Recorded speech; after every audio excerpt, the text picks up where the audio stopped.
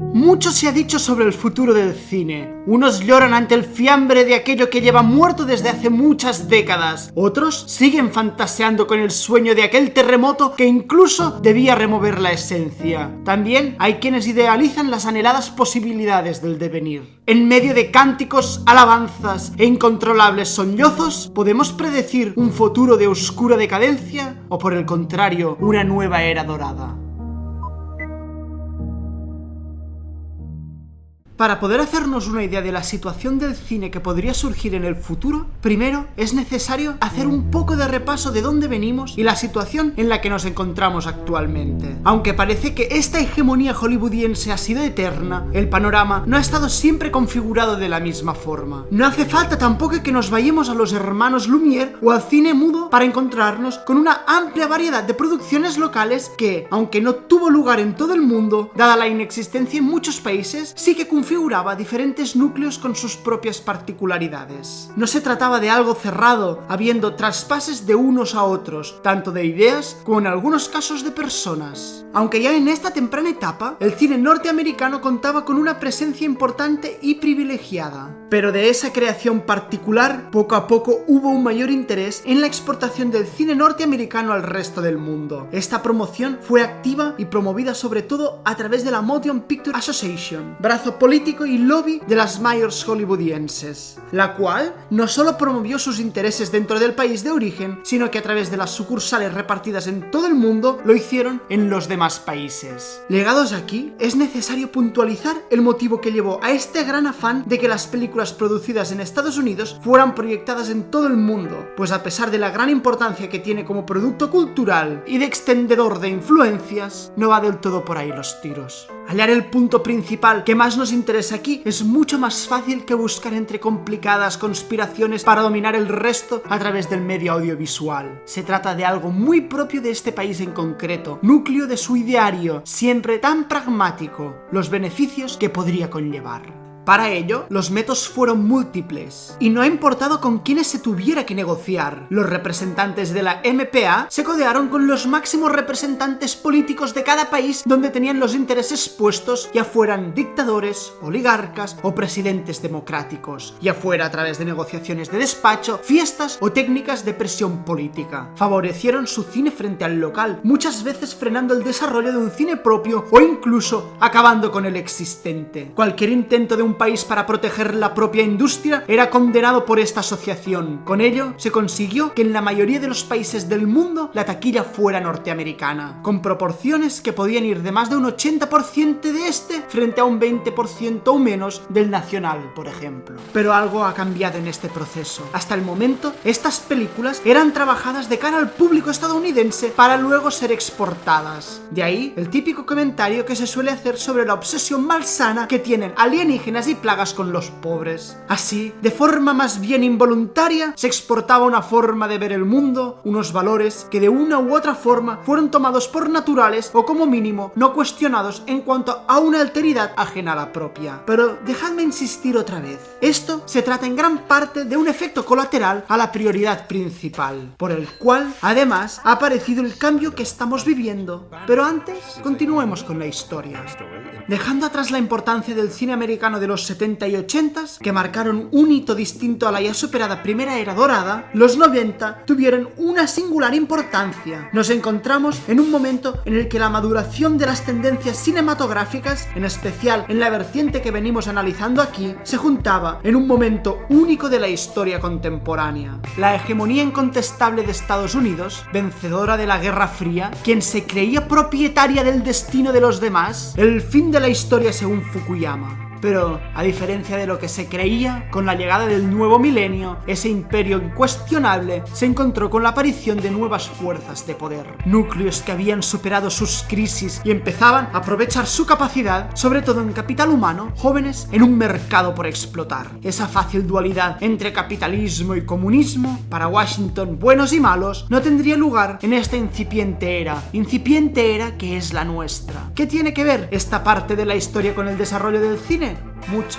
Pues a este sistema presente en todo el mundo, de la mano de la MPA, Colonialismo Comercial Soft, le surgieron de golpe un elevado número de nuevos competidores. Aunque el sistema no es de lejos el mismo, pues en estos nuevos casos no se puede hablar de intervencionismo directo, la fórmula es parecida. Las películas van dirigidas a una universalización no solo para poder exportarlas, sino también para poder llegar a las nuevas generaciones en su propio territorio, utilizando tramas y desarrollos parecidos a los que también funcionan en las películas de Hollywood. Por ello, los particularismos son dejados poco a poco de lado, siguiendo una senda parecida a la de quienes les sirve de ejemplo. Y aunque a nivel mundial no se ha logrado con éxito esta super exportabilidad deseada, el primer paso ha sido dado. Poco a poco se logra reconquistar terreno nacional, haciéndose su propio sitio frente al film hollywoodiense. Aquí encontramos el motivo del cambio que ha sufrido el cine norteamericano en esta última década y media. Podemos ver cómo, a pesar de que las películas pequeñas y más experimentales no han sido abandonadas e incluso son respaldadas por las mayors como campo de prueba, se pone especial énfasis en los blockbusters, buscando a través de estas un éxito asegurado y lo más inmediato posible.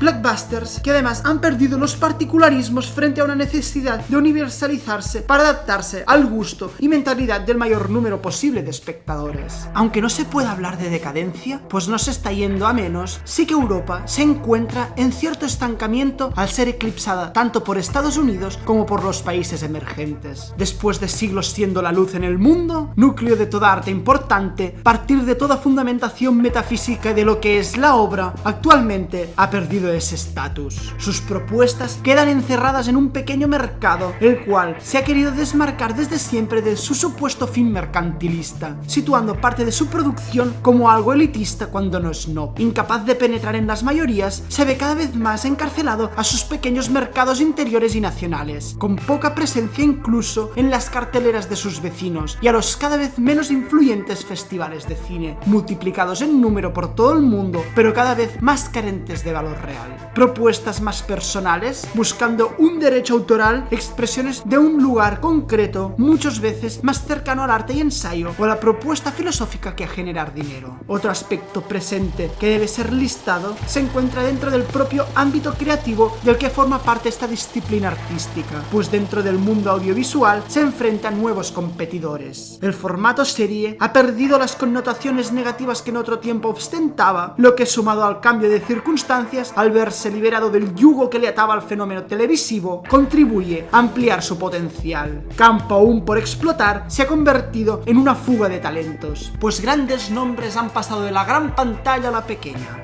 Con esto tenemos una breve y muy simplificada situación del presente, aunque podemos intentar trazar qué dinámicas vamos a recorrer y con ello divagar un poco sobre el futuro. ¿El fin del cine o su decadencia como presentaba hace más de 20 años Susan Sontag? Creo que tenemos suficientes evidencias como para presentar una postura contraria a esta afirmación. El cine ha entrado en las dinámicas del nuevo mundo mucho mejor que el resto de las artes. Su formato se adapta fácilmente a las nuevas tecnologías a la vez que amplía sus posibilidades y propósitos. Con suma facilidad es capaz de llegar al público que desea y amoldarse a lo que se espera de él como producto final, aunque con esto no se asegure su éxito o fracaso. Lo que va a cambiar, igual que lo ha hecho a lo largo de los diferentes periodos que ha vivido, es su contenido, pues en este afán de permanecer como uno de los principales centros de la cultura popular, haciendo frente a otras formas de producción cultural como los videojuegos, se adapta a lo que quiere el espectador y sobre todo, qué es lo que va a generar beneficios. Si la tendencia es más espectáculo y más entretenimiento, eso será lo que ofrecerá el cine. Se observa ya una pérdida de los particularismos regionales, barrera para la exportación, y es de augurar que mientras sigamos en un sistema globalizado y de mercado libre a nivel planetario, esto va a seguir así o incluso potenciarse. Una forma de simplificación a expensas de la posible profundidad que pudiera aportar sus singularismos, aspecto que por otro lado solo interesan a su público natural,